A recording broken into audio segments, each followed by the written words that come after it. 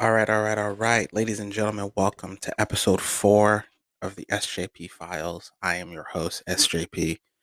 Now, this week's a bit of a podcast is going through a bit of a restructuring.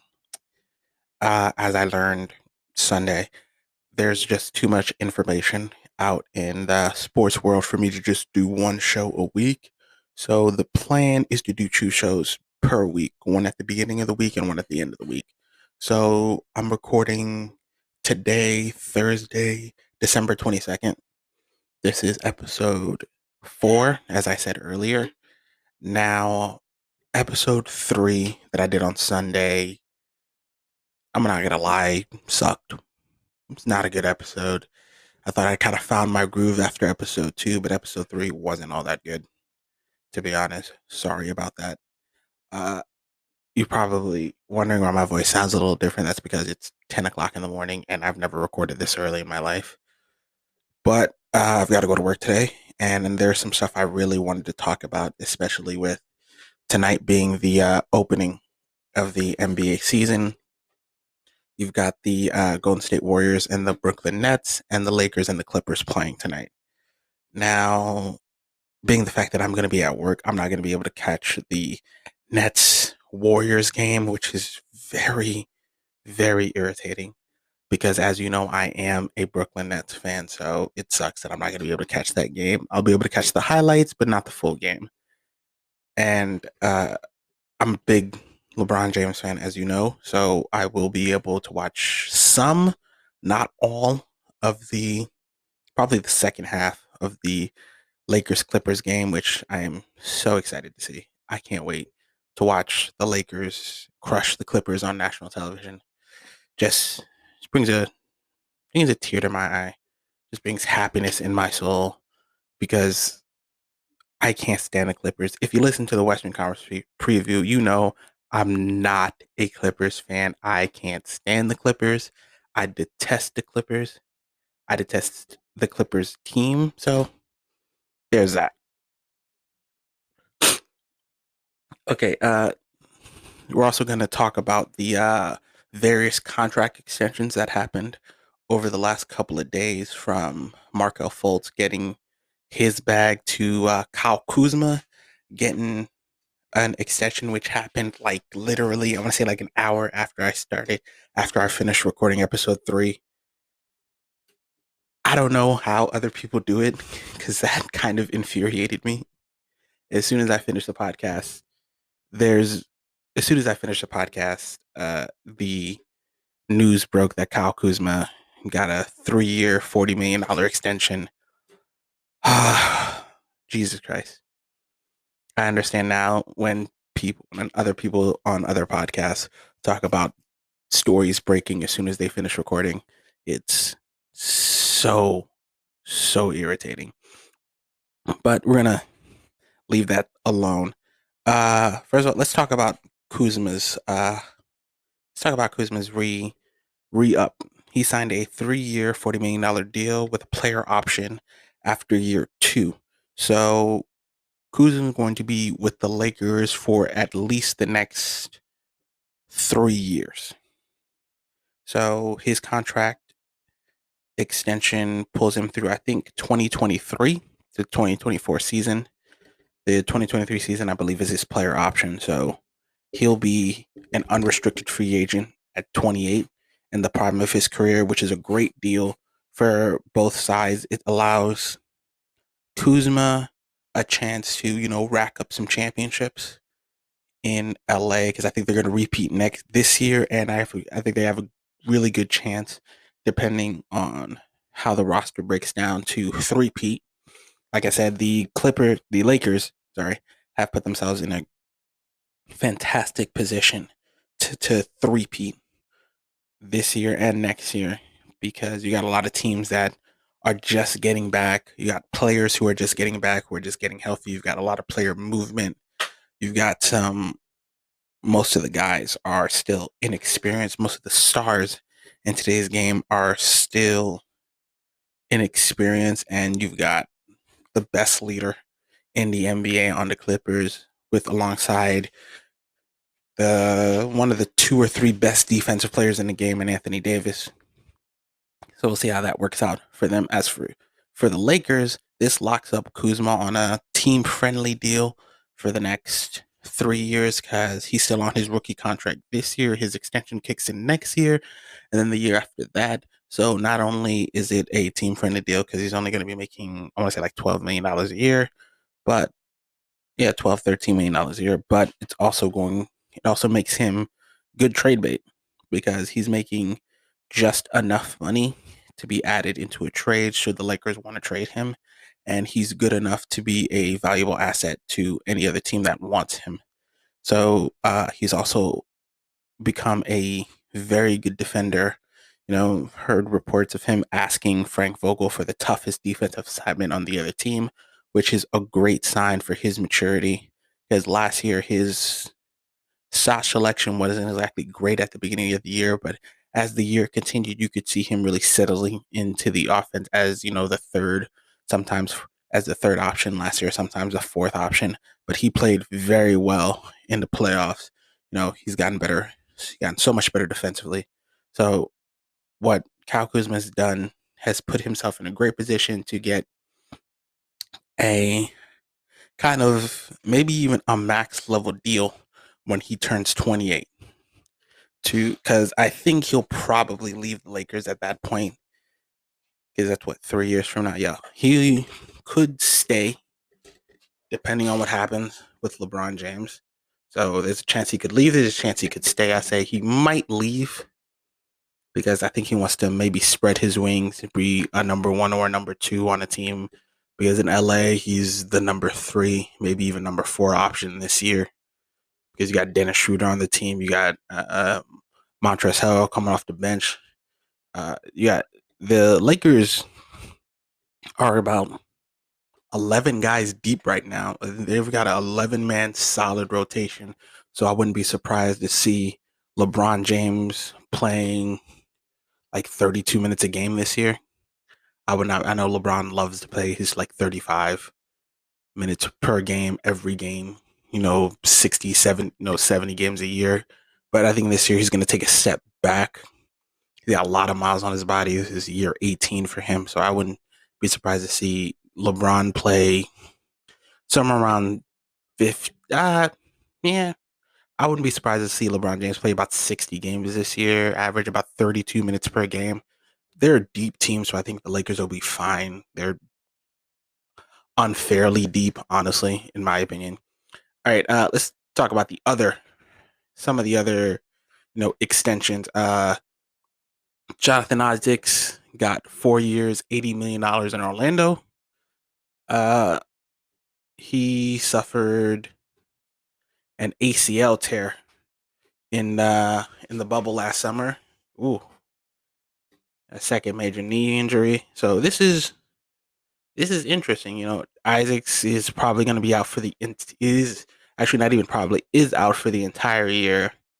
You know, but he's a big, but apparently, he's a big part of the Magic future. So they gave him 4 years, 80 million, which I think is a good, you know, I think it's a good risk for them. ACL injuries aren't what they used to be. So most people come back from ACL injuries pretty much the same as before they left, depending on it. And he's a young player. I think he'll be fine. Athletic, very good defensive player. So I would say he's gonna have a great he's gonna have a great future in Orlando. So hope to see him again next year. The Orlando Magic also gave Markel Fultz 3 years, $50 million, which I think he's earned. I think he's very, very much earned it. He started out his first couple years, his first year missed most of his first year due to shoulder injury. His second year didn't exactly go well. Got traded to Orlando in the summer before his third NBA season and kind of revitalized his career in Orlando. He very much put together a a good season last year in Orlando. showed everyone pretty much what the Pelicans, not the Pelicans, showing the showing what the Philadelphia 76ers saw in him when they drafted him number 1 overall. A little bit, not much, but a little bit. He played 72 games last year. He started 60, averaged 12 points, a team high 5 assists, 3 rebounds, a steal in under 30 minutes per game. So I think his minutes are going to go up this year because you won't have you've got he's going to be the primary point guard of this team this year with DJ Augustine. Excuse me, DJ Augustine getting signed, leaving town and signing with the Milwaukee Bucks. So Markel Fultz I believe Markel Fultz his very much deserved his extension. I think he earned it. I think he showed you a little bit of what you saw in college. His shot's getting better, getting smoother. He's getting more confidence in his jump shot again. His ability to finish at the rim is still among the best in his draft class, maybe even one of the best finishers, point guard finishers at the rim in the league. Got Cole Anthony on this team. So I think the Orlando Magic are gonna be in the hunt for the playoffs. It's a shame that Jonathan Isaacs isn't going to play this year, but this team has a lot of talent on it with but the I think Markel and Cole Anthony can kind of turn into like a two-headed monster for this team. I think Markel's going to be playing above 30 minutes a game this year. Last year, like I said earlier, last year he averaged like 25 minutes a game, but he's going to get better. He's getting better, and I think this is a good thing for the Orlando Magic. I think it's a good idea. So we'll see for them. Anyway, another couple guys. Let's see. Luke Kennard got 4 years, $64 million from the Clippers, which wow. After their 4 years, I think $64 million contract to Marcus Morris, the evil Morris twin, trying to injure Luka Doncic in the NBA playoffs. We see you, evil Morris twin. Don't think because you gave a shout out to your brother that you two share a bank account and that's sweet and you're all twins. But no. You tried to injure Luka Doncic last year, and I hope karma got you back in the next round when you blew a 3-1 lead against the Denver Nuggets and got embarrassed in front of the entire basketball world. See, that's how karma works, ladies and gentlemen. That's just how karma works. Now, Luke Kennard's one of the better shooters in the NBA, but this might be a little much for him. I know they traded for him, and cool, good for them. But I don't know how I feel about this. I really don't. As you know, not a Clippers fan. I believe I said that earlier. I said that like 10 minutes ago. Not a Clippers fan. But I think this is a good move for them. They needed a shooter. They needed a jump shooter. They also got Nicholas Batum on this team. Thief. How the hell is this man not? He should be required to wear a ski mask on the court at all times for robbing Michael Jordan and the Charlotte Hornets of like $100 million. Shame on you, Nick. Shame on you, Nicholas Batum. My God, you should be required. You should be banned from showing your face because that's a criminal act. You should get arrested. You need to go to jail for that. But where was that? Luke Kennard, yes. Luke Kennard signing his 4-year, $64 million deal. Last season average, 16, 4 and 4. Great shooter. Average 70. I'm trying to find his advanced stats, not just the ballpark shit. Yeah, last season averaged. This for 3. Yeah, last season in the bubble. But yeah, shot about shot like 47% from 3. Very good shooter. Don't know if he's worth that much money, but we'll see. The Clippers are trying to get their team into better shape, trying to get them into trying to fix the mistakes of last year, trying to turn this into a cohesive unit. We'll see. Paul George got his extension, 4 years, 190, I believe. So I'm not the biggest fan of this team. As I've stated multiple times already, they're they haven't gotten better. They haven't gotten. I know they added, Serge Ibaka and Luke Kennard, but they haven't addressed their issues. They still need a rim protector, and Ivica Zubac is not that, not yet anyway. And Serge Ibaka was a great shot blocker, but hasn't exactly been that guy in a couple years now. And you still need a playmaker, an honest to God, true point guard, which they still haven't gotten. Lou, Sweet and Pepper Lou, Lemon Pepper Lou. That's the name. I don't know why I say sweet, but whatever. Lemon Pepper Lou is a great scorer, not a playmaker. Patrick Beverly, great defender, not a playmaker. Still need a playmaker on this team.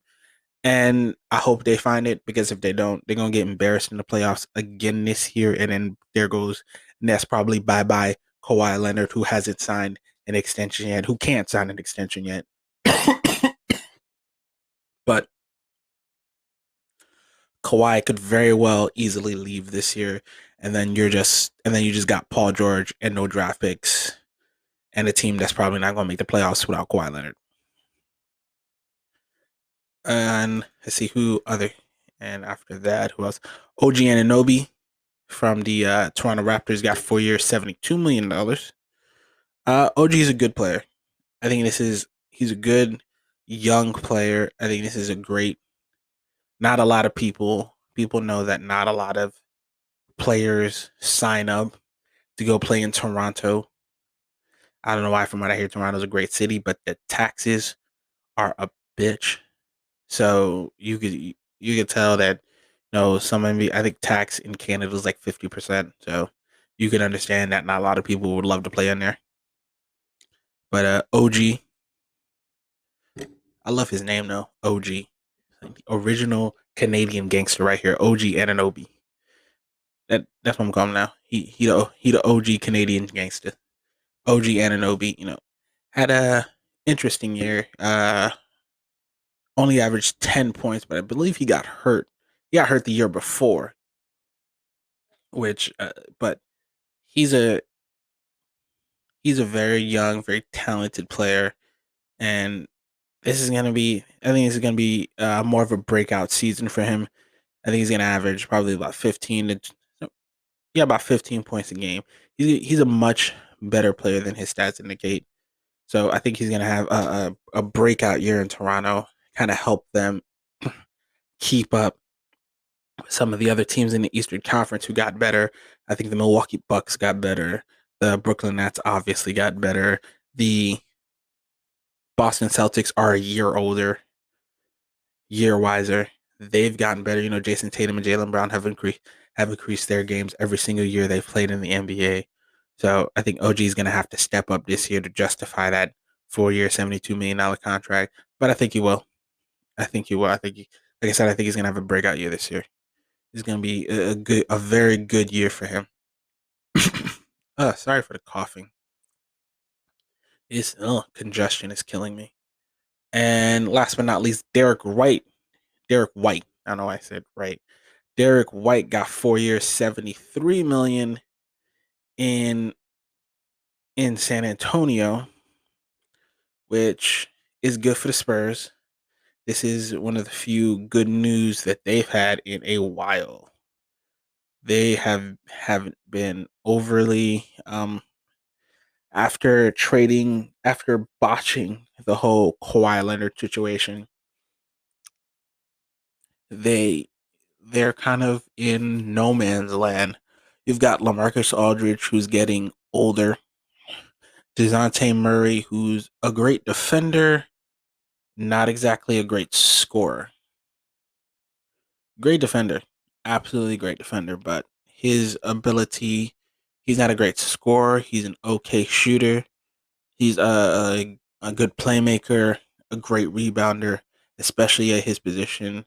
A big 6'4", 180 point guard, 180-pound point guard. But his primary issue is he's not a great scorer. You got DeMar DeRozan, who's great in the mid range, but not a great 3-point shooter, which in this league is not a good thing. You got LaMarcus Aldridge, who's already been in the league 14 years. He's 35 years old.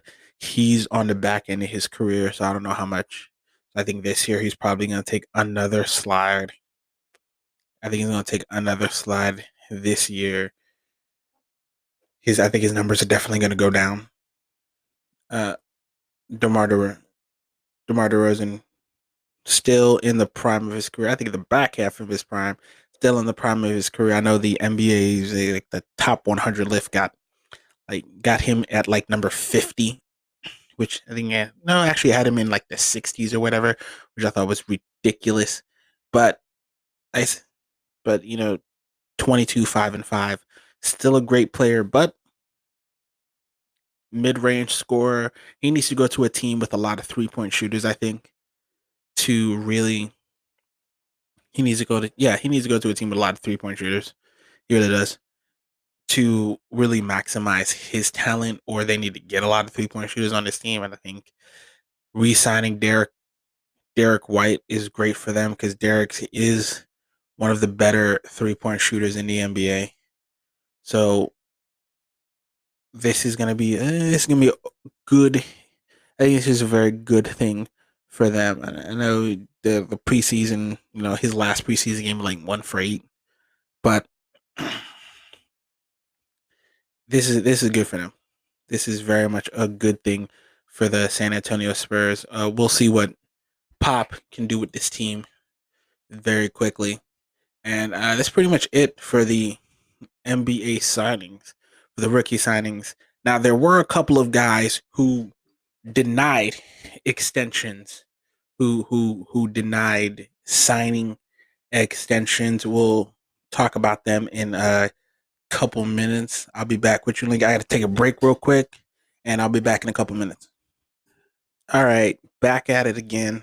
Uh, Now, where I left off, I was talking about the NBA extensions, the players who got extension contracts: Markel Fultz, Luke Kennard, OG Anunoby, the original Canadian gangster. You got Derek White, Jonathan Isaacs.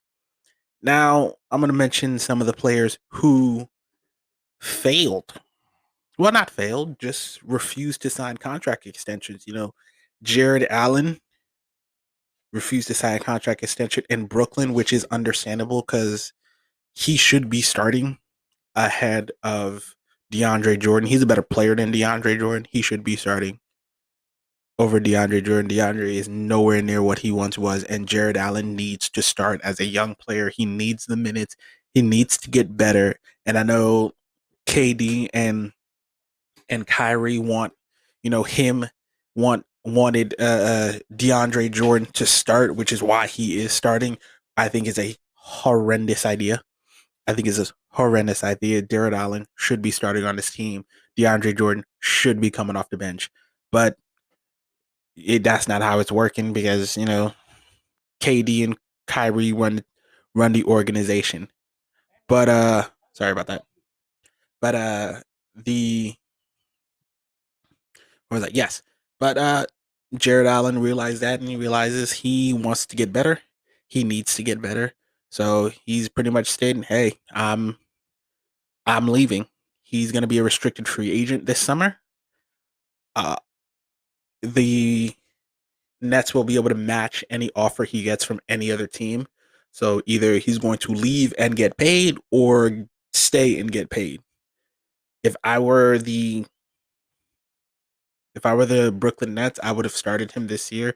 Not starting him last year has proven to be a bad idea because the man just refused to sign an extension. Lonzo Ball not signing an extension was something that did surprise me because I thought he would want to, stay in New Orleans, but it looks like he's going to take a chance on this year and become a restricted free agent, which is strange. I'm kind of shocked by that. I don't know why he would not sign an extension. It's very strange. I don't really understand it, where he's coming from. I think the New Orleans Pelicans are such a talented team. They are so young, so deep. We got Zion, who looks like he's healthy this year. Looks like he's gonna be balling. He looked great in the preseason. Brandon Ingram, another guy, also looked great in the preseason. So I don't really understand why Lonzo isn't signing his extension, but he looks like he wants to test the market, see what he get on the open market. He had a very good season last year, the bubble notwithstanding. But I think he's gonna have a great. His shot just looks better, smoother. I think he's gonna have a good season this year, maybe even a breakout season. With he's gonna be among, as long as Zion stays healthy, Lonzo's gonna be among the league leaders in. He's gonna be among the league leaders, if not the league leader in assists this year. John Collins in Atlanta also did not sign an extension. Another strange one. John Collins, who's gonna be playing with with uh with Trey Young. John Collins also had a very good season last year. Once again, not exactly sure why he didn't sign an extension.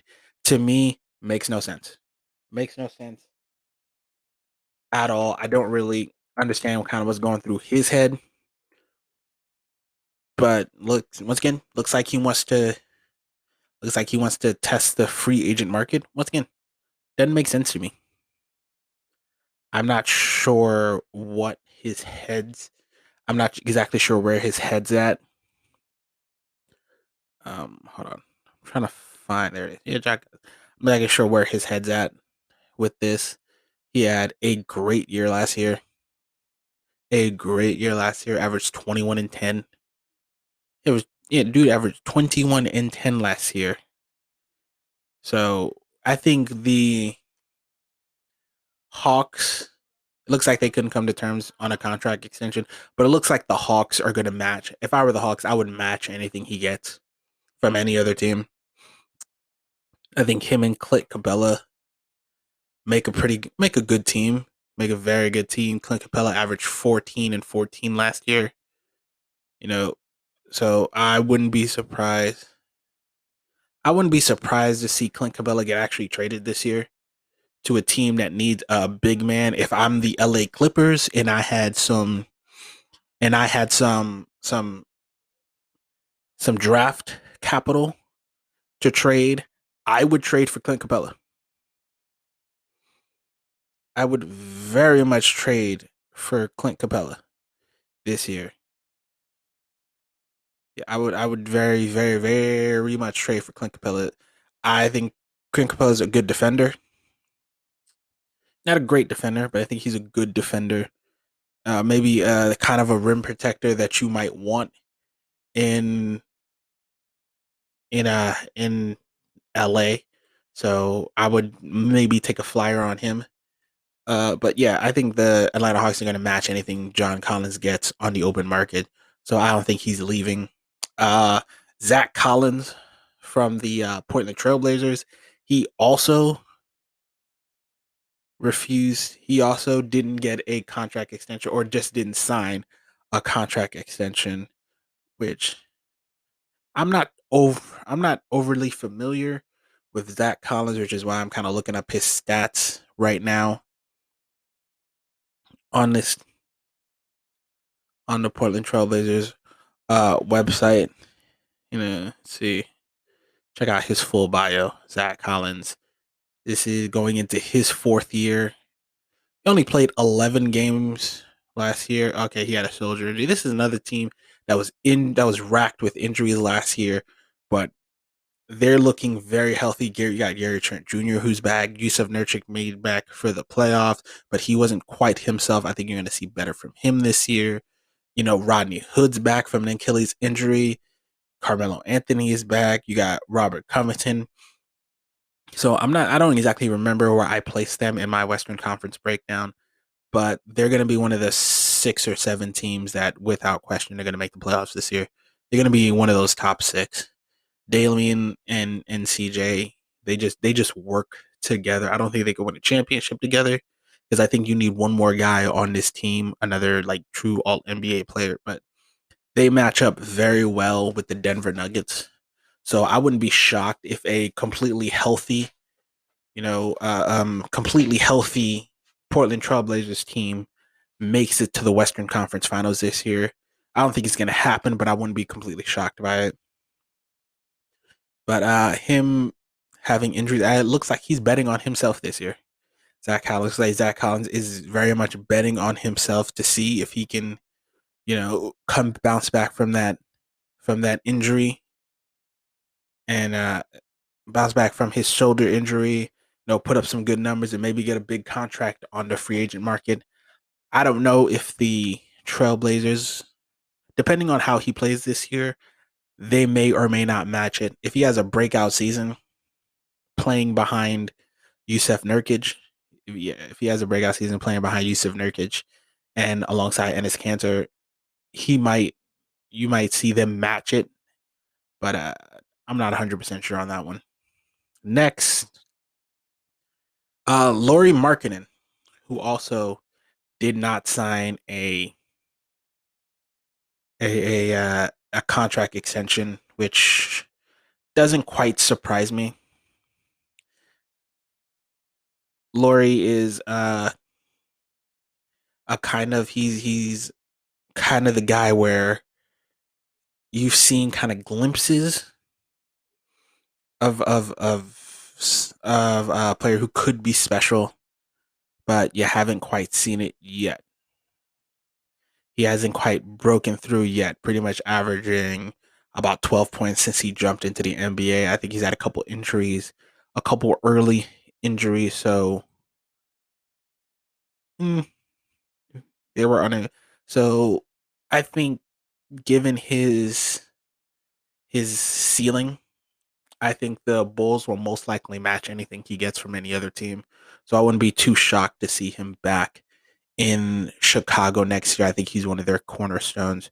So I think they didn't want to give him the rookie max extension, which is probably the contention. If he has a great year this year, he'll probably get the rookie max extension from whatever team,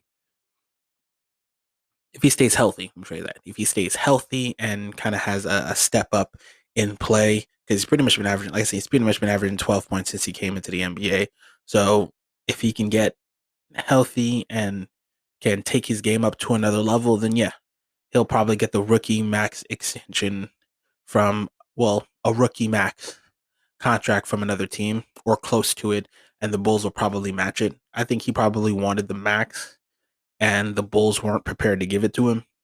So he decided to check restricted free agency, what he could get on the open market. But the Bulls will probably match anything he gets. And that's it for the players who didn't sign an extension. Other notable players, I believe I talked about this last week or 2 weeks ago. Bam Adebayo got, these are some of the bigger contracts. Bam Adebayo got 5 years, 163. Kyle Kuzma, like I said earlier, 3 years, 40 million. Jason Tatum got 5 years, 195. Potential 5 years, 195. Donovan Mitchell, 5 years, 195. De'Aaron Fox, 5 years, 163. So we'll see. Those are the rookie contract extensions. A lot of people making a lot of deals. This kind of feels like, what was it, 2016, where a lot of guys started getting paid. But I think most of the guys who got paid and the contracts that they received are very much in line. I don't think they're bad contracts. I don't see one. Well, maybe with the exception of maybe Gordon Hayward with his, I think he's with 4 years, 120. The exception of Gordon Hayward, I don't think anybody got an egregious contract this this offseason. And I don't think Gordon Hayward's contract is overly egregious. Honestly, I think, you Gordon wanted to go to Charlotte a couple years ago. Not a couple years ago. His rookie, after his rookie contract, he was a restricted free agent, and the Utah Jazz didn't want to pay him. He got a contract offer. He signed an offer sheet from Charlotte, and then Utah matched it, and then he went to Boston, and now he's in Charlotte. And oh my god, sorry for that. My sinuses have kind of been all over the place, but where was I? He signed an extension in he signed his deal in Charlotte. Got, like I said, 4 years, 120. If he can stay healthy, I think he's worth it. I think he's a good young. I think he's a good player for that team. He's a professional. I think he's going to be good for Lamelo Ball and the some of the younger players on that team. A bit of a leader for them. So I think he's going to show them how to be a pro. Show all of them how to be a pro. I think that was the main reason he was brought in here. And Lamelo Ball is pretty much going to have free reign on that team. So other than that, I don't see any egregious contracts. Bam Adebayo's 163 doesn't bother me. Jason Tatum's 5 years, 195 doesn't bother me a bit. I think he's a dark horse MVP for this year. Donovan Mitchell's 5 years, 195 also doesn't bother me. De'Aaron Fox, incredibly underrated player, one of the best point guards in the league. His 5 years, 163 doesn't bother me a bit. Besides Gordon Hayward's, Rudy Gobert's 5 years, 205, that worries me a little bit. As I said on episode 3, his 5 years, I think 205. His 5 years, 205 bothers me a bit. I wouldn't have given him $200 million. I would have took maybe 30. 5 years, like 170. I think I'd have been cool with. But 5 years, 205, I'm not so sure about that. Those are the two contracts that kind of stick out to me that might be bad contracts. Rudy Gobert's a great defensive player, one of the best in the league, but his offensive game is lacking. Gordon Hayward is well worth the 4 years, 120, as long as he can stay healthy. As long as he can stay healthy, he'll be fine. I don't think that's an egregious contract, but I think the 5 years, 205, I think it's a little much for Rudy Gobert, but is what it is. Now, tonight is the start of the NBA season. As I've said earlier, you got the Golden State Warriors at the Brooklyn Nets, 7 on TNT, and the LA Clippers and the Los Angeles Lakers at 10 on TNT. Now, as I've stated earlier, I will not be able to watch the Golden State Brooklyn game. I'll be able to catch the highlights of that game because I'll be at work. And by the time the game stops, by the time I leave work, I'll be able to catch most likely the better half. I'll definitely catch the second half of the Lakers Clippers game, but maybe the second quarter, but maybe some of the second quarter. But let's break down the game first. Golden State at Brooklyn. Got Golden State with Steph Curry returning after breaking his hand last year. Kind of sitting out the rest of the season. Probably couldn't come back a little earlier. If without the stoppage, he probably would have played. But they held him out, so I don't have a problem with that. You've got Kelly Oubre Jr., Andrew Wiggins, who you all know I don't like. Does not contribute to winning. He's an empty calorie player. I have seen nothing over the last 2 years to change my mind. Draymond Green has regressed as a player. I hope he can give you something of what he once was. Now, this is going to be a real test for Steph Curry to do what most of his contemporaries have done. Lead a team as not only the best player on it, but really the only all NBA player on his team, because Steph and Clay have pretty much been attached at the hip. Since Clay got drafted, the first couple of years of Steph's career, he had ankle injuries and he was playing with Monte Ellis.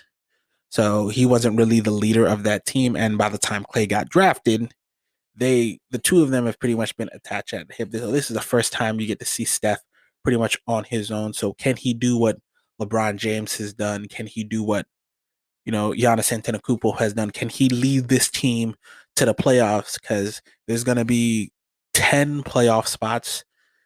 8 are going to play the actual playoffs, and then you got the play-in game. So can Steph put his team in that 7 to 10 range to get them to the playoffs? Because Clay just, he popped his Achilles. He's not going to be playing this year. So let's see if Steph can be, because I think to get this team into the top 6, he's going to have to be better than he's ever been, better than the year he won unanimous MVP, better than the year he won an MVP, better than the year he won a champion. He's won championship. He's going to have to play.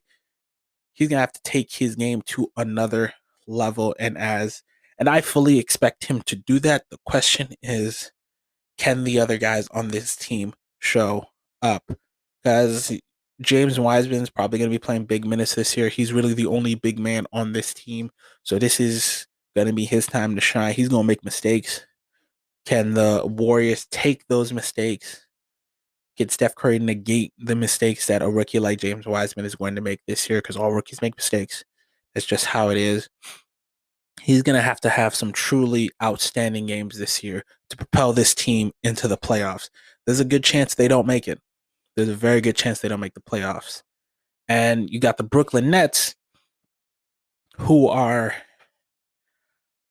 in position to be a serious championship contender in the NBA.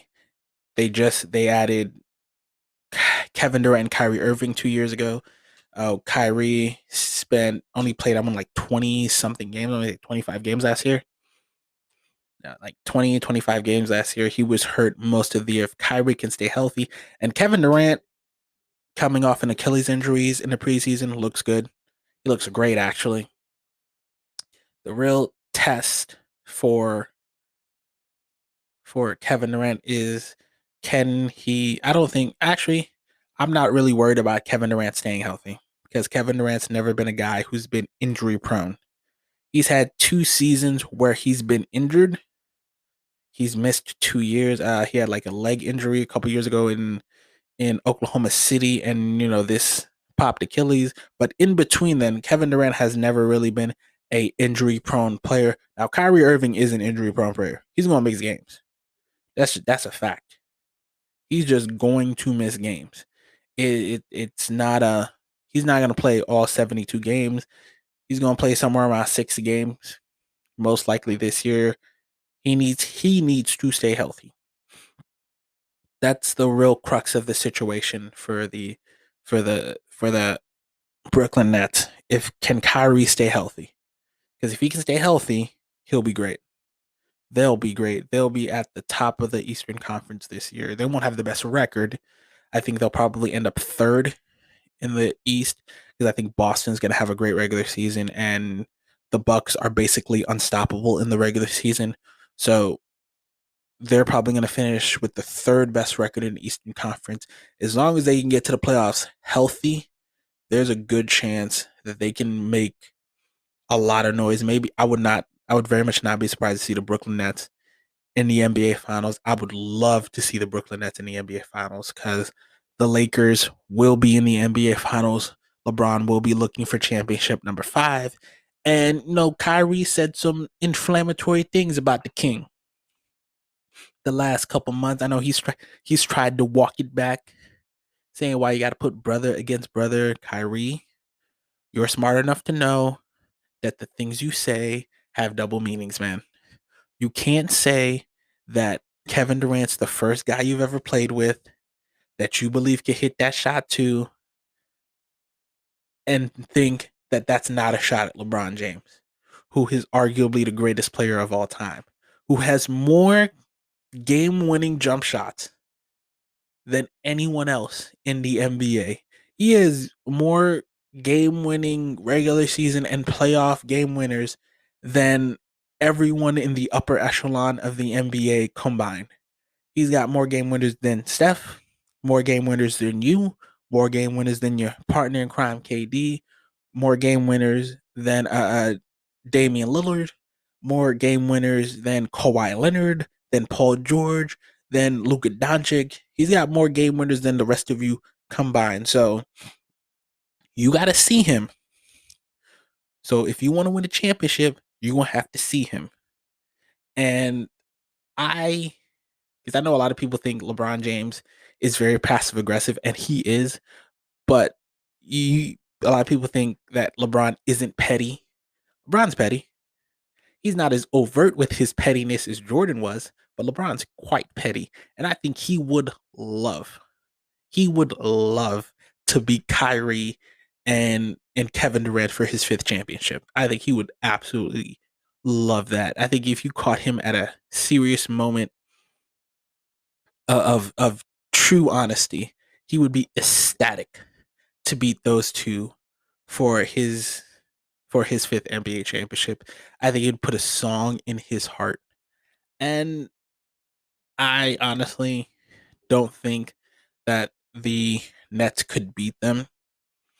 But even if the Nets, they still got to get through. The Nets still have to get through the Boston Celtics. They still got to get through the Milwaukee Bucks. I do believe that Brooklyn is the deepest team in the Eastern Conference. You got Jared Allen, Nicholas Claxton, Spencer Dinwiddie, Kevin Durant, DeAndre Jordan, Tyler Johnson, Kyrie Irving, Joe Harris, Jeff Green, who just added another body to his impressive resume this year. His impressive resume of posterizing dunks. Jeff Green is one of those guys who's like sneaky good when it comes to just dunking on people. He's got a couple bodies that just make you say, "Wow, I didn't know Jeff Green could jump out the gym like that." Yes, he can. This is a deep team. Let's see, you got a deep, solid, rotation. Karis LeVert, Joe Harris, Kyrie Irving, DeAndre Jordan, Jeff Green, Kevin Durant, Spencer Dinwiddie, Jared Allen. That's about 8 deep, which is really all you need for the playoffs. Because in the playoffs, you teams shorten their rotations to about 7 to 8 guys. So they're gonna be. So I think they have like the perfect core. The real thing for them is going to be able to have to build chemistry for this team, and I think that's what you're going to need to spend this year doing. Now, usually you could take your team out to dinners, hang out at other people's houses, but with the pandemic, and so you're not really going to have that this year. But you could find ways to build chemistry on this team, and I think that's going to be their main issue. You got a new coach, you got a new coaching staff with Steve Nash, the new coach of this team. And I know a lot of people had issues with Steve, kind of just jumping the line, but that's how it works for players. If a player, especially a great player, if a great player wants to coach, he's going to coach. If a great player wants to coach and he's yeah, if a great player wants to coach and he asked to coach a team, he's going to get offers from everybody. And Steve Nash is a 2-time MVP. So I don't know why people were whining about this. I know he was white and we were going through the Black Lives Matter movement, but Steve has always been an ally. And you can hear that from players, not just me. You can hear that from players like Rajah Bell, who played with Steve Nash. Steve Nash has always been one of the boys.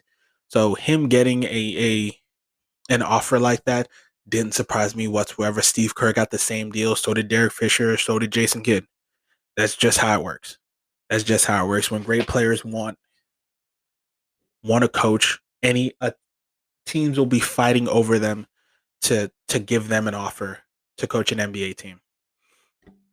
Now, now the second game of tonight's schedule will be the Los Angeles Lakers and the Los Angeles Clippers. Now, tonight is going to be in the Staples Center. Probably going to be the ring ceremony because the Lakers are the reigning defending NBA champions. LeBron James is the reigning defending NBA Finals MVP. LeBron James just signed a 2-year, $85 million contract while Anthony Davis signed, I believe, a 5-year, $190 million contract. So it's going to be. Yeah, also Kyle Kuzma signed his, like I said earlier, 3-year, $40 million deal. So with the additions of Montrezl Harrell and Dennis Schroeder, you got Alex Caruso on his team. Markieff Morris is back. Not to mention one named not to mention THT, Taylor Horton Tucker, who just looks like a gem. The Los Angeles Lakers is the hell was that?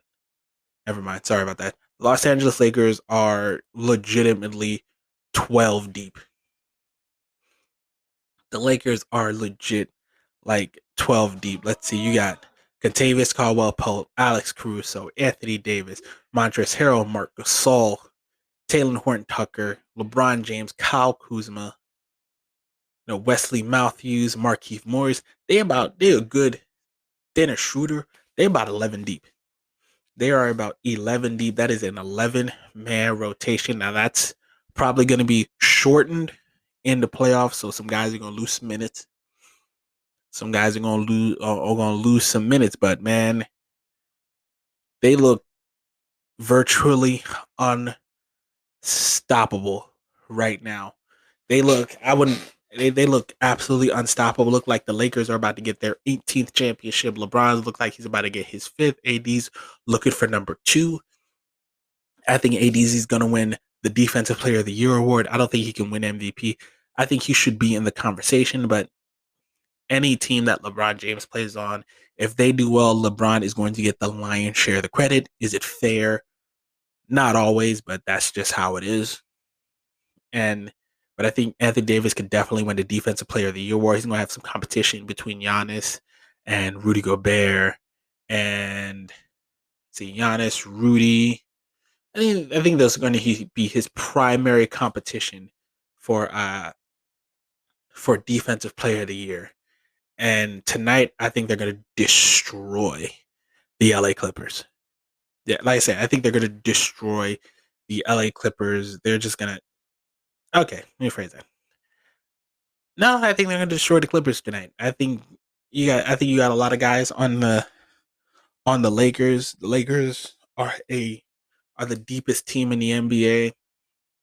The Clippers, I think, have a solid rotation themselves between, let's see, Patrick Beverly, Paul George, Serge Ibaka, Reggie Jackson, Luke Kennard, Kawhi Leonard, Lou Williams, Markieff Morris.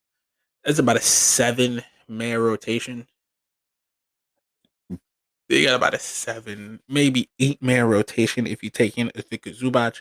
But they need a rim protector and they need a playmaker. I don't know how they're going to find one, but they need a playmaker on this team because without a playmaker, they're gonna get bounced in the second round. And my hot take of the year is at the end of this season, not only will the Clippers not win a championship, they're not gonna even make it to the conference finals. And one of either Kawhi Leonard or Paul George will not be on this team next year.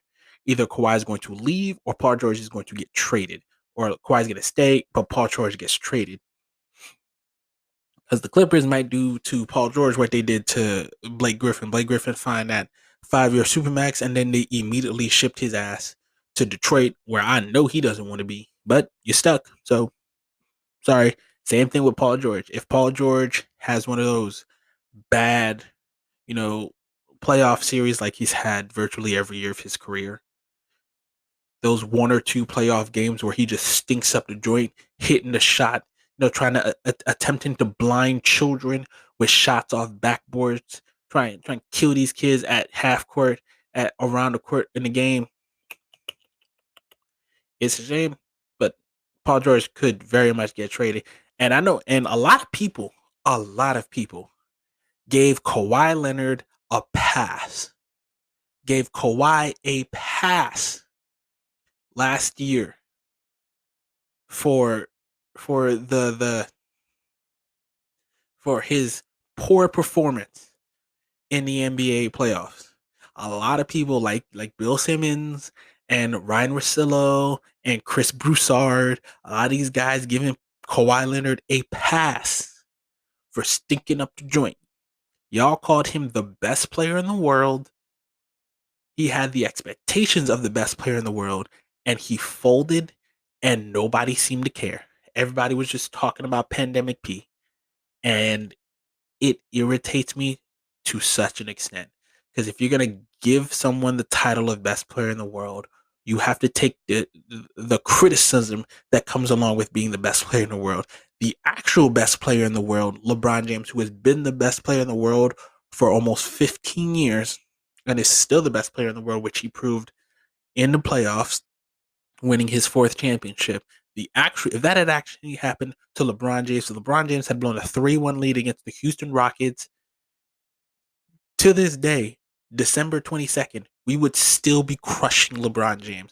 So I don't want to hear any of this nonsense that I don't hear any of this nonsense that Kawhi Leonard is one of the 5 best players in the league.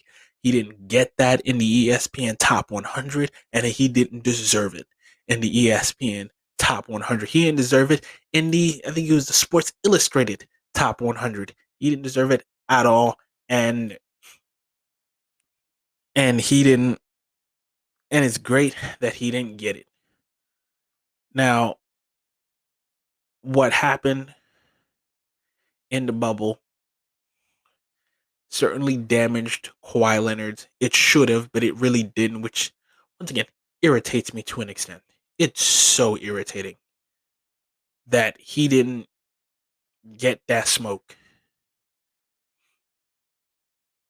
That he didn't get the irritation that I got, that just made me, that just gave me a disdain for the NBA's top. I know Kawhi made the top 5 of the LA Clippers, made the top 5 of the SI's top 100, which is a better overall list than the ESPN one, because ESPN ones have a lot of wonky picks in it. But LeBron James is still number 1. Giannis is number 2. They put Kawhi at number 3, which I do not agree with. And I hate this. He's a steely assassin. He's a steely assassin. Well, that assassin couldn't hit the shot, couldn't hit a mark in the playoffs last year. And he's not better than Harden. He might be a better overall player. He's not a better scorer than Harden. I would have put Harden ahead of him. I'd have put Curry ahead of him. I would have put Durant. Even Durant hasn't played in the year, and I would have put Durant ahead of him. Damn sure would have put Anthony Davis ahead of him. So that moves him all the way down to like 7 on my list. I'd put Luka ahead of him because Luka outdueled him. Luka gave him the business in the playoffs, and Kawhi didn't want to guard Luka. I keep hearing Kawhi is the best defensive player in the league, and Kawhi didn't want to guard Luka. Kawhi wanted no part of Luka in the first round, and if not for Kristaps Porzingis' injury, I think last year's playoffs would have been an even more disaster because it would have got knocked out in the first round. And the evil Morris trend tried to injure Luka Doncic, try to act like he didn't. Yes, he did. We all saw it, and we all know it, and Luka called you out on it. You bum. Karma got you back immediately. But that's enough ranting about how trash the LA Clippers are. The Lakers themselves, like I said, they're about 12 deep. Back to my favorite subject. The Lakers are about 12 deep. They are, without question, the odds-on favorite to win the NBA championship. There hasn't been a favorite this big since the Golden State Warriors. Since I believe either the year they won 73 games or the year they got Kevin Durant. Because this is without question the odds-on favorite to win the NBA championship. Nobody else even comes close. Everybody else, to me, barring injury, knock on wood, Anthony Davis has been primarily healthy for the last, I want to say, 3 years of his career. First couple years he had some injury issues, but better part of the last 3 years, Anthony Davis has actually played 70 plus games. No, for the last 4 years of his career. Anthony Davis has pretty much played 70 plus games. The year they first got DeMarcus Cousins, and then the year, DeMarcus got hurt, and then the year DeMarcus got there, and then the year DeMarcus got hurt, and then the year he got traded, he was healthy most of that season. The only reason he didn't play the second half of that season was one reason because he requested for a trade and the New Orleans Pelicans sat him. He didn't get hurt. They sat him. And he was healthy all of last year. So, yeah, he was healthy all of last year. So I expect very much the same this year. I expect him to play 60, 65 games this year. Same thing with LeBron James. I expect LeBron James to be in that 60, 65 area. I don't think either one of them are going to play all 72. I expect, Anthony Davis to be playing that 35 minutes a game. I expect LeBron James to be playing about 32 minutes a game because this team is so deep that LeBron James isn't going to need to play as many minutes as he played last year. LeBron's not going to need to play anywhere near as many minutes as he played last year. I think last year he played like 38 minutes per game. He played about 38 minutes per game last year. And that's very much what I expect not to happen this year. I don't think that he's going to play that many minutes this year. It don't make no. That's preseason. Regular season. There it is. Yeah, last year he played about 35 minutes a game, which is, I think it's a career low for him. Yeah, that's a career low for him. I expect that career low to get even lower. I expect him to play about 34 minutes a game this year. That is very much what I'm expecting from King James. I expect about 34 minutes per game this year. Hold on. Shut up. Jesus Christ. Sorry about that. I got people, talking near my door while I'm recording. My God. My house. Ugh, so rude. Anyway, Anthony Davis played same thing, about 34 minutes a game. I expect his minutes to stay relatively the same. He played, yeah, he's like I say, it's 2 years ago. New Orleans played 75 games and 75 games, and then he played 60, and then he played 56 games. Last year he played 62 games, but that wasn't because of injury. That was because of the stoppage. So I fully expect him to play around 60 to 65 games in this 72 game shortened season. I think him working out with LeBron James kind of showing Anthony Davis how he stays so healthy is very much going to work for AD. I think AD is going to have a year. He's completely unencumbered by the fact that, can I win a championship? He didn't have to worry about that anymore. The only thing he has to worry about is balling because he's got that monkey off his back. Now it's not about, can I win a championship? Now it's about, how many championships can I win? How many can I stack up before my time is done? He doesn't have to worry about that. Can I do this? Can I play in the biggest moments? Because he showed that he could play because he's as big of a game player as any player in the NBA.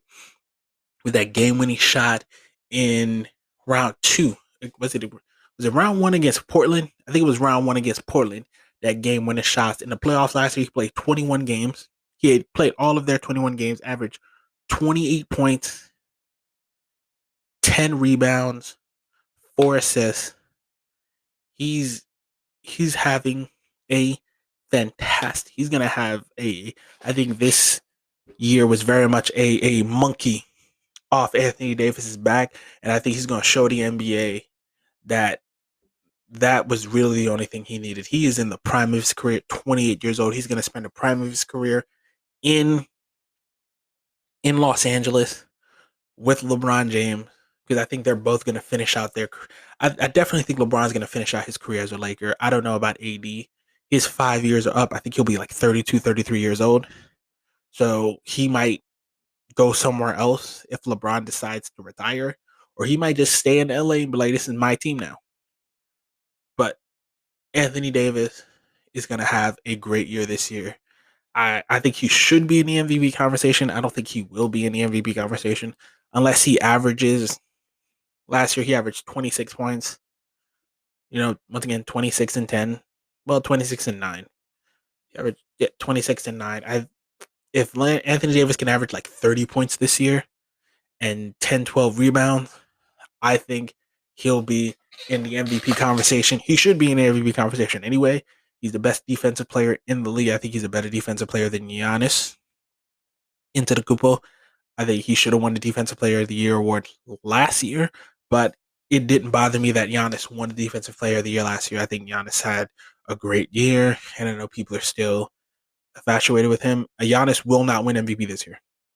Aside from maybe averaging like 40 points, there's no way he wins a third straight MVP. They're not giving him that, especially with his performances in the playoffs, and that does affect voters. That very much affects voters, what you do on and off the court. LeBron James cost himself basically 5 straight MVPs by not by going to Miami. Because the year he went to Miami, he didn't win the MVP his first year in Miami. Didn't win the MVP because he went to Miami to join forces with Dwayne Wade and Chris Bosh. And even though he was without question the best player in the league, had the best season, that MVP award went to Derrick Rose. And that MVP looks worse and worse every year because Derrick Rose might very well be the first MVP to not be in the NBA Hall of Fame. And that sucks for him. Injuries robbed us and him of a very special career. But he's getting better. He's healthier, and him in Detroit, I think, is going to be very good for Killian Hayes. He's even said it himself. He's not the future of this team. His job is to help, Killian Hayes move along. His time is to help cut the learning curve of Killian Hayes to allow Killian to truly, mature as a guard in this league. And I think that's great. And that's great for him. I think that's great for Derek. He's very much become a mentor in the league now. But that award should have gone to LeBron James because he was without question the best player. Should have won 5 straight. Should have won 5 straight, but he didn't. So LeBron's not going to win another MVP award unless I think the only way LeBron wins an MVP award this year is if LeBron averages like 13 assists.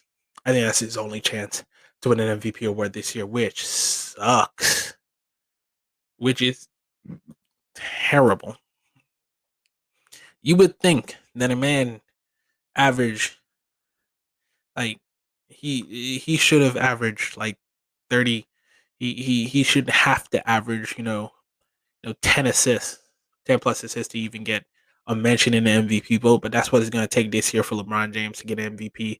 He's going to average like 13 assists. He's going to have like those ridiculous Giannis numbers where Giannis averaged like 30 in 30 minutes. So he's going to have to average like 13 assists, like 20 and 13 to even sniff the MVP this year. I think the MVP this year is Luka's to lose. I think they're going to be in the top 4 of the Western Conference. So the MVP this year is very much Lucas to use. The most improved player, I think, is going to be Lonzo Ball. Oh, yeah, by the way, these are my awards. I don't know if I said that earlier, but these are my picks for the MVP, most improved player, rookie of the year, defensive player of the year, coach of the year, general manager of the year. MVP, Luka Doncic. I think it's his to lose this year. I think there's no other real clean cut fair. Giannis is not going to win a third straight MVP, especially after his last 2 performances in the playoffs. LeBron James isn't going to sniff the MVP award this year because LeBron James hasn't been able to sniff the MVP in almost a decade, even though he's still the best player in the league, and it's infuriating. But Anthony Davis, I believe, is going to win the Defensive Player of the Year. I think he's going to fight it out with Giannis for the Defensive Player of the Year. I think Giannis can go back-to-back Defensive Player of the Year award, but Giannis got no shot to win the MVP again this year unless he averages like 40 points. That's not going to happen. Most Improved Player of the Year, Lonzo Ball. I think Lonzo's going to have a breakout year. I think he's going to ball out this year. I think he's going to be in the top half of the NBA in assists. Last year, the Most Improved Player was Brandon Ingram. I think the Most Improved Player stays in New Orleans with Lonzo Ball. I think Lonzo's going to be in probably first in assists this year. I think he's going to lead the league in assists this year, playing with Brandon Ingram and Zion Williamson. And with the sixth man of the year is, I think, Montreal goes back to back sixth man of the year. If not, it could go to Lou Williams as sixth man of the year, depending on who starts. I think Luke Kennard will start above Lou Williams. So the sixth man of the year is going to stay in Los Angeles. It's either going to be Lou Williams or Montrezl Harrell. My pick is Montrezl Harrell. Most improved player goes to Lonzo Ball. Coach of the year. Coach of the year could go to. I'm trying to think. I think Frank Vogel is going to be in the contention for coach of the year because I think they're going to finish with the best record in the Western Conference. I think the Lakers, despite the fact that LeBron James is going to be load managing this year, so is Anthony Davis probably a little bit, but Frank Vogel is my pick for the NBA, is for my pick for coach of the year, and Rob Pelinka. Actually, it's either going to be Frank Vogel or Monty Williams in Phoenix. Frank Vogel or Monty Williams in Phoenix. I really love what the Phoenix Suns have done. I love their team. I just the addition of Chris Paul, I think is going to be great for them. They're going. I believe I said this in my Western Conference breakdown. The Phoenix Suns are going to make the playoffs this year. They are going to make the playoffs this year, and I couldn't be happier. I think Devin Booker is one of those players who's a little underrated because he hasn't been able to make the playoffs, but he's been getting better. DeAndre Ayton has, without question, gotten better this year. I think that that big three, that three-headed monster in Phoenix, I think they're playoff worthy, without question.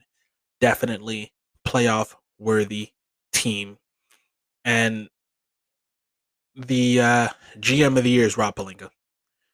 He's the GM of the year because, like I said, I think they're gonna finish with his additions to this team, re-signing, Anthony Davis, with re-signing Anthony Davis and LeBron James and Kyle Kuzma and Kentavious Caldwell Pope, adding Marc Gasol, Montrezl Harrell, Wesley Matthews, and Dennis Schroeder.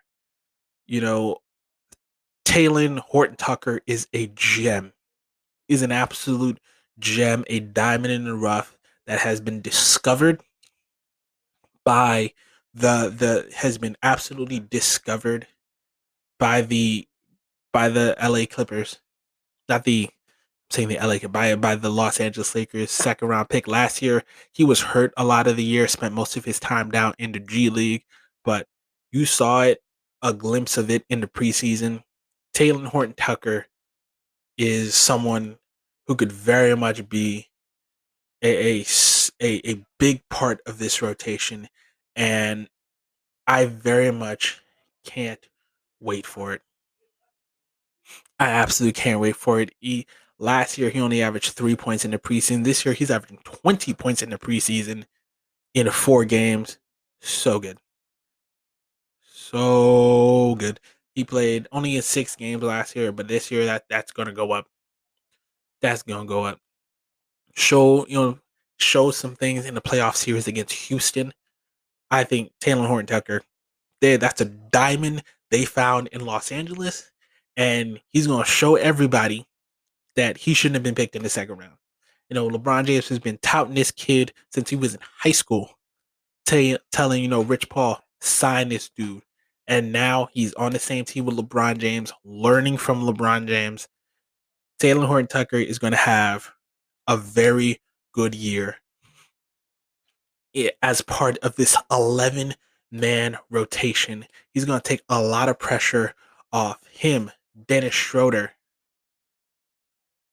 Yeah, him, Dennis Schroeder, Alex Ruth. They're going to take Kentavious Caldwell, but they're going to take a lot of pressure off LeBron James. LeBron James is going to play about 30 minutes, 30 to 32 minutes a game this year. He's going to easily have to take a step back. He's going to miss about 12 games, probably due to somewhere between 7 to 12 games due to load managing. But I cannot wait for this NBA season to start tonight. It's a shame I'm going to be at work to watch the Nets beat the Warriors. I got the Nets tonight to beat the Warriors, and I got the Lakers to crush the Clippers. To make a statement that y'all were never in our league.